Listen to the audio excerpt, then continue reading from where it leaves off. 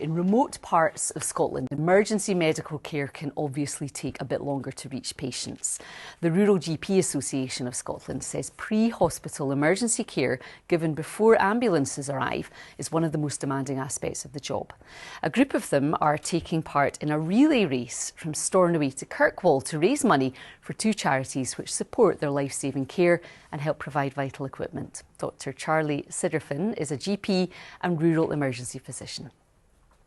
We're going to do a relay of a Sandpiper bag, I'll tell you a bit more about that maybe later, from Stornoway to Orkney to arrive in time for the start of the Island Games. It's around about 1,000 kilometres and we've broken that down to 25 stages.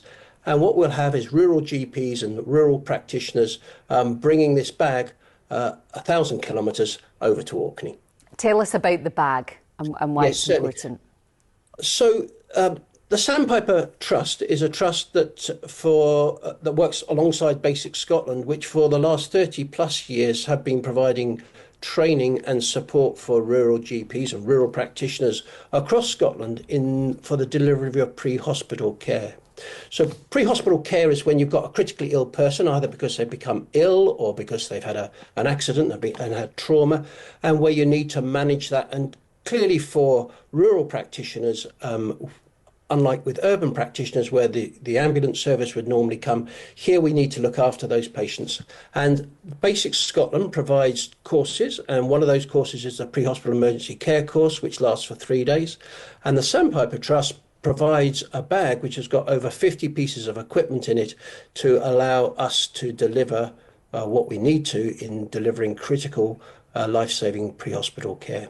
And help us to understand just how important that can be then when somebody is somewhere that is much more remote and are very, very seriously ill or injured.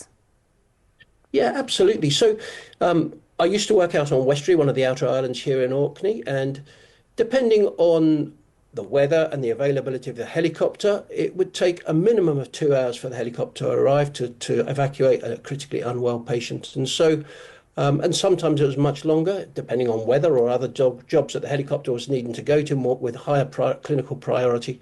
And so our job there would be to stabilise the patient, to look after them. Maybe if they've had an accident, we'd need to resuscitate them with fluid. Maybe if they're critically unwell, we'd need to give them IV fluids and antibiotics or whatever.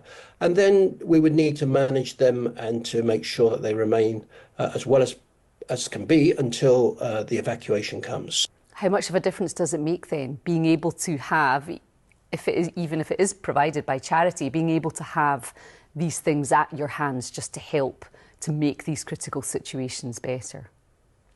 Just an enormous difference, because it's not just the bag, it's the training that comes with it. And so the two things are completely dovetailed to it. And in terms of recruitment to rural areas, and as I'm sure you're aware, recruiting general practitioners and nurses to rural areas can be really quite difficult. Being able to provide potential applicants with the promise of pre-hospital emergency care training and the Sandpiper bag makes a huge difference. That was Dr. Charlie Sidderfin speaking.